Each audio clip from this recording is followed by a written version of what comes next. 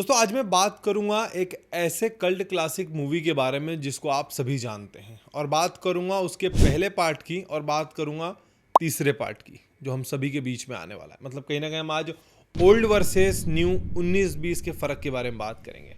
Hello and hi, you are watching Bazooka, this is Ayush Tiwari. दोस्तों बात करूंगा मैं एक कल्ट क्लासिक कॉमेडी फिल्म के बारे में जो फिल्म आप सभी के जहन में है।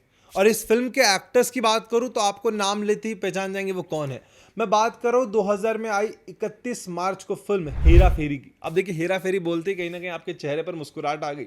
इस फिल्म में हमने मुख्य किरदार में बिपाशा बासु, अक्षय कुमार, परेश रावल, सुनील शेट्टी और भी हमारे इंडस्ट्री के दिग्गज कलाकारों को देखा था। अब ये नाम सुनते ही आपके चेहरे पर मुस्कुराहट आ गई है। इस फिल्म के डायरेक्टर थे प्रियदर्शन जी। दोस्तों ये फिल्म 2000 में हम सभी के बीच में आई थी और इस फिल्म ने ढेर सारे लोगों का दिल जीता था। अगर बात करूंगा इस फिल्म के बजट की तो मात्र 7 करोड़ के बजट में बनाई गई ये फिल्म है और इस फिल्म ने बॉक्स ऑफिस पे कलेक्शन किए थे 21 करोड़ के।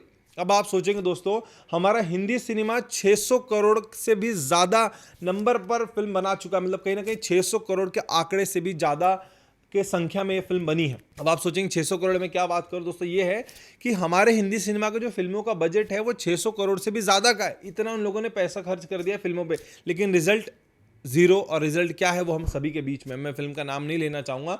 लेकिन हाँ वहीं दोस्तों अगर आप सोचेंगे कि मात्र 7 करोड़ में बनाई ये कल्ट क्लासिक कॉमेडी फिल्म जिसने 2000 में एक ऐसा नाम बना लिया था जो हम सभी को याद है। और इस फिल्म को इस 31 मार्च को पूरे 25 साल पूरे हो जाएंगे। मतलब 25 साल पूरे होने के बाद भी इस फिल्म को आज भी याद किया जाता है और आपके घर के लगे टीवी पर कहीं ना कहीं ये फिल्म आपको देखने जरूर मिलती है और लोग आज भी अपना मूड फ्रेश करने के लिए इस फिल्म को देखते हैं। अब बात करूंगा दोस्तों इस फिल्म के कुछ फैक्ट्स की, तो आप सभी को बता दूं कि सुनील शेट्टी जो श्याम हमने इस भूमिका देखी थी जो हम सभी को पसंद आया था, इस फिल्म में श्याम की भूमिका संजय दत्त निभाने वाले थे और संजय दत्त इस फिल्म के लिए फाइनल हो चुके थे। यानी कि अक्षय कुमार, परेश रावल और संजय दत्त हमें इस फिल्म में देखने मिलते। संजय दत्त को उस समय कोर्ट ज्यादा जाना पड़ता था, कुछ कारणवश उन्हें उस दौरान पुलिस से मिलना जुलना, कोर्ट में जाना, वकीलों से मिलना, इन सब चीज़ों में वो ज़्यादा जूझे रहते थे।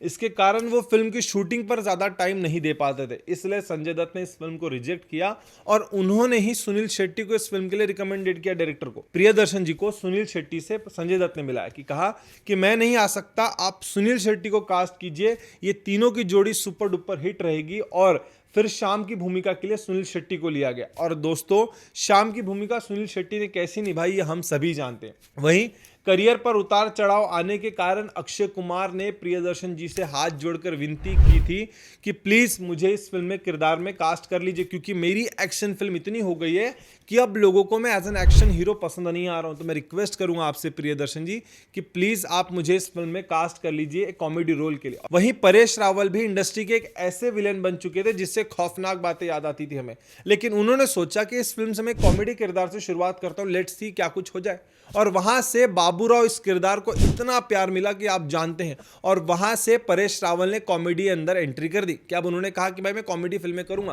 क्योंकि उन्हें उस समय उस किरदार के लिए अवार्ड भी मिला। और दोस्तों हेरा फेरी को इतने अवार्ड मिले कि मैं आप सभी को क्या बताऊं। दोस्तों फिर ये दास्ता शुरू हुई और ये दास्ता आई 2006 पे, यानी कि हम सभी के बीच में फिर हेरा फेरी आई। यानी कि हेरा फेरी का दूसरा पार्ट, फिर हेरा हम सभी के बीच में आया, फिर हेरा फेरी।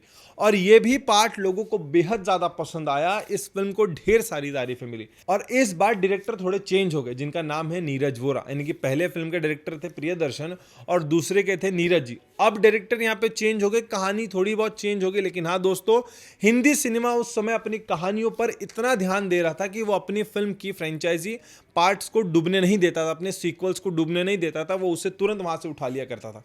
और इसका बेहद शानदार तरीके से ध्यान रखा नीरज जी ने कि प्रियदर्शन जी की दी हुई जिम्मेदारियों को जब नीरज जी ने अपनाया तो 2006 में ये फिल्म भी सुपर डुपर हिट साबित हुई। अगर बात करूंगा इस फिल्म के बजट की तो इस फिल्म का बजट था 18 करोड़ रुपए और इस फिल्म ने कमाए थे 70 करोड़।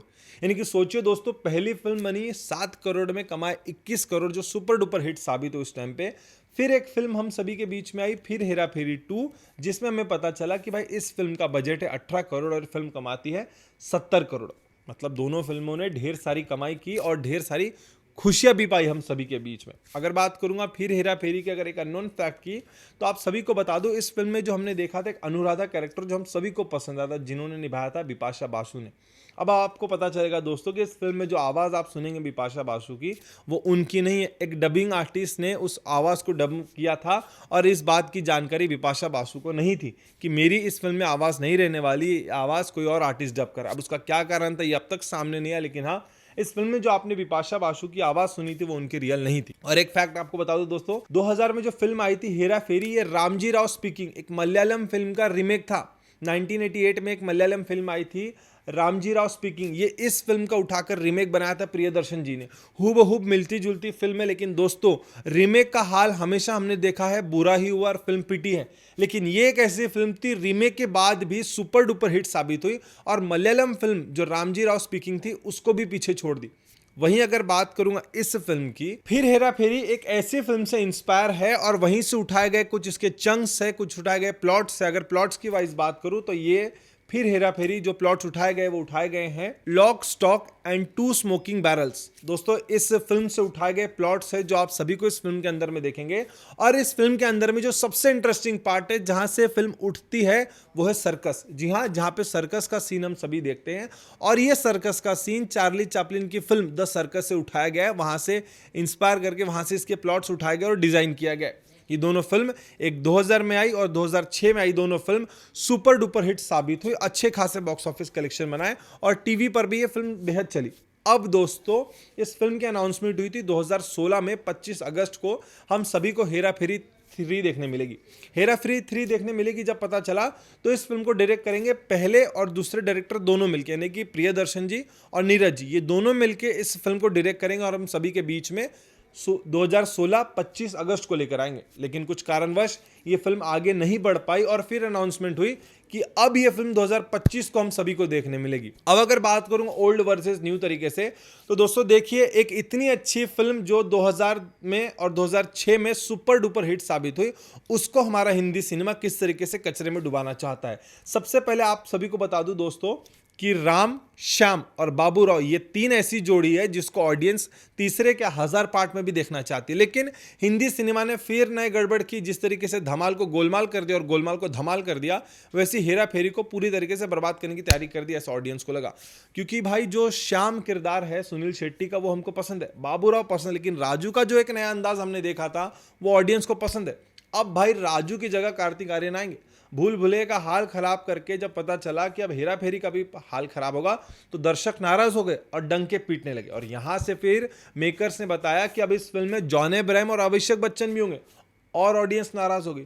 फिर पता चला कि भाई ये फिल्म के अंदर में श्रुति हसन देखने मिलेगी और ऑडियंस नाराज होगी। मतलब कहीं ना कहीं कहानी के किरदार पूरे तरीके से बदल जाएंगे, प्लॉट पूरे तरीके से बदल जाएंगे और एआई, वीएफएक्स, सिनेमेटोग्राफी, लोकेशन को शूट नहीं करना, ग्रीन क्रोमा में शूट करके लोकेशन दिखाना, ऐसे नए नए अंदाज में दिखाए जाएंगे और शायद कहानी का प्लॉट एक नए तरीके से हम सभी के बीच में आएगा, एक नया किरदार हम सभी के बीच में आएगा। और इस बार हेरा फेरी होगी राजू की, यानी कि भाई जो अक्षय कुमार है उनकी हेरा फेरी होगी। अब देखना यह होगा कि कार्तिक आर्यन, जॉन अब्राहम, अभिषेक बच्चन और श्रुति हसन मिलकर इस कहानी में क्या नया तड़का देंगे और क्या कुछ नया मिलेगा। और वहीं हमारी जो हिंदी सिनेमा टेक्नोलॉजी को जो इतना पकड़ने के पीछे लग गई है, कहानी को छोड़ दी है, अब ये कितना नया रंग दिखाएंगे, जहां पर वीएफएक्स, ग्रीन स्क्रीन, एआई की मदद द्वारा ये फिल्म हमें देखने मिलेगी।